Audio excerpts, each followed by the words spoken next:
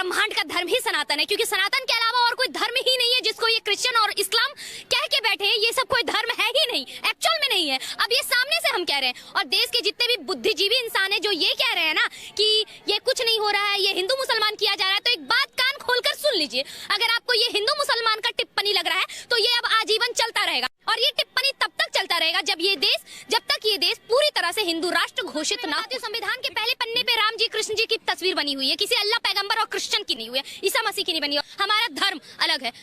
आपको पता है ये देश सेकुलर क्यों है? क्योंकि इस देश में बहुसंख्यक हिंदू हैं।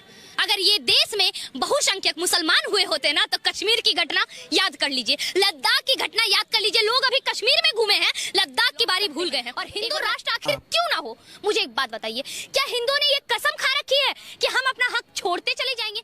हिंदू पहले मैं आपको प्रणाम करता हूं, मेरा प्रणाम को आप स्वीकार करें। किशनगंज की पावन धरती पे आप आए हैं, आपका अभिनंदन है, स्वागत है।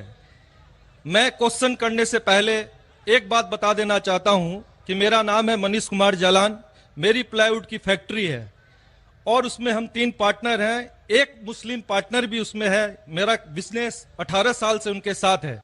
कभी धर्म के कारण कभी कोई कंट्रोवर्सी हमारे बीच में नहीं आई है, और भगवान के आशीर्वाद से मैं चाहता हूं कि आगे भी नहीं आएगा।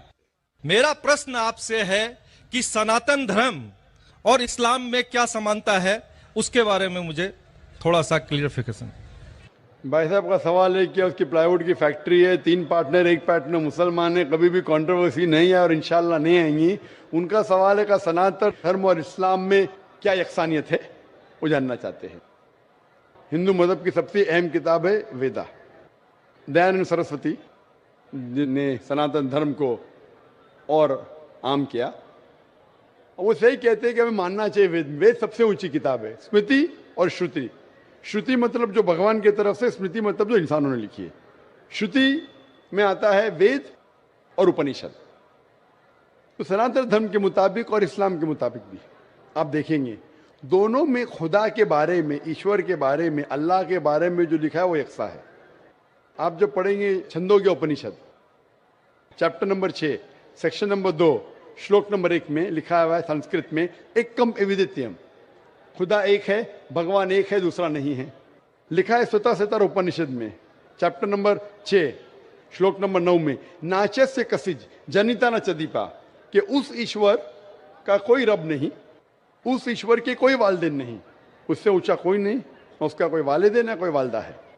लिखा है स्वतः उपनिषद में चैप्टर नंबर 4 वर्स नंबर 19 में, न तस्य प्रतिमा अस्ति, उस ईश्वर की कोई प्रतिमा नहीं। प्रतिमा संस्कृत लफ्ज है जिसके मानी अक्स, picture, painting, photograph, idol, statue, sculpture. तो लिखा है उस ईश्वर, उस भगवान की कोई प्रतिमा नहीं, कोई अक्स नहीं, कोई पिक्चर नहीं, कोई पेंटिंग नहीं, कोई पोर्ट्रेट नहीं, कोई आइडल नहीं, कोई स्कल्पचर नहीं, कोई स्टैच्यू नहीं। आगे जब आप पढ़ते हैं ये सारी चीजें कुरान में भी लिखी, मैं उसके ऊपर आऊंगा।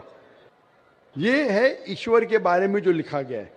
उसी तरीके से अब आगे जब पढ़ेंगे यजुर्वेद चैप्टर नंबर 40 वर्ष नंबर 8 और 9 में, उसमें लिखा है अंधात्म प्रविशंति या असम्मुति उपास्ते। अंधात्म मीन्स अंधकार, प्रविशंति मतलब दाखिल होना, अंधात्म प्रविशंति या असम्मुति उपास्ते, वो अंधकार में दाखिल हो रहे हैं जो लोग असम्भूति की पूजा करते।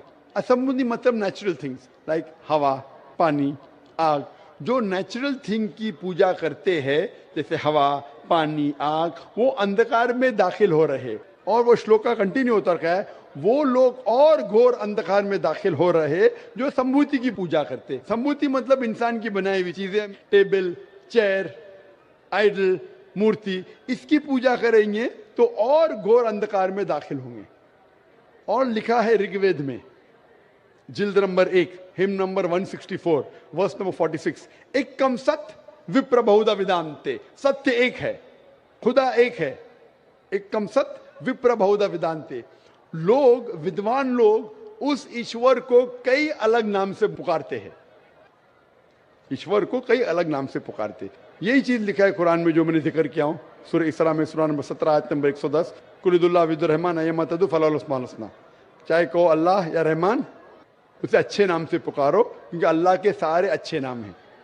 लेकिन ऐसी कई मिसाल दी गई। ऋग्वेद आप पढ़ेंगे, ऋग्वेद जिल्द नंबर 2 चैप्टर नंबर 1 श्लोक नंबर 3 में पढ़ेंगे।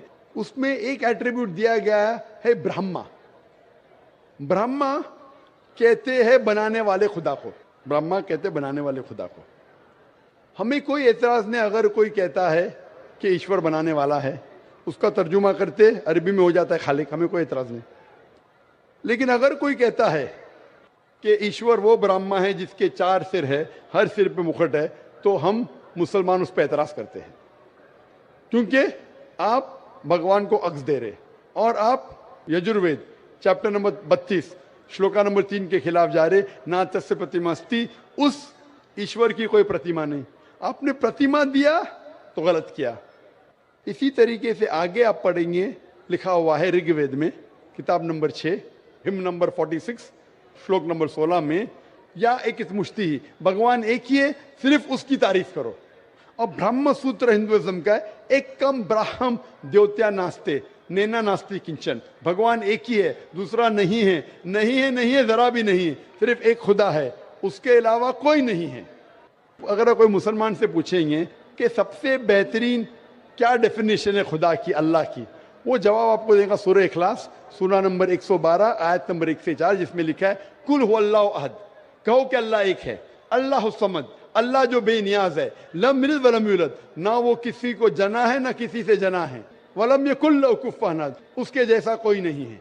ये 4 लाइन का डेफिनेशन है कुरान मजीद में सूरह इखलास सूरा नंबर 112, जिसमें अल्लाह ताला फरमाते कुल हुवल्लाहु अहद, कहो कि अल्लाह एक है, अल्लाह समद, अल्लाह जो बेनियाज है, लम यलिद वलम यूलद, ना वो किसी को जनता है ना किसी से जना है, वलम यकुल लहू कुफुवन अहद, उसके जैसा कोई नहीं। अगर कोई भी चीज को आप कहते हैं खुदा है, भगवान है, ईश्वर है, अगर ये 4 लाइन के डेफिनेशन में उतरता है, हम मुसलमान को कोई एतराज नहीं मानने के लिए कि वो ईश्वर है, कि वो खुदा है। तो ये सनातन धर्म के खुदा एक है, उसका कोई अक्स नहीं, हूबहू मिलता है कुरान मजीद से। लेकिन मैं एक स्टेप आगे जाता हूं, यहां तक के तो सही है, दयानंद सरस्वती ने कहा ईश्वर के बारे में, मैंने मान लिया। मैंने थोड़ी और रिसर्च किया, मैंने कहता हूं मैं दयानंद सरस्वती और विद्वान हूं, और रिसर्च किया। रिसर्च में लिखा है वेद में, पुराना में, कि एक आखिरी अवतार आने वाले हैं। इसका जिक्र दयानंद सरस्वती ने नहीं किया, क्यों नहीं किया मैं जानता नहीं, लेकिन लिखा है भविष्य पुराना, मतलब जो भविष्य के बारे में आपको कह रही है। अगर आप पढ़ेंगे वेद और भविष्य पुराना और बाकी पुराना, कई जगह आखिरी पैगंबर मोहम्मद सल्लल्लाहु अलैहि वसल्लम का जिक्र है।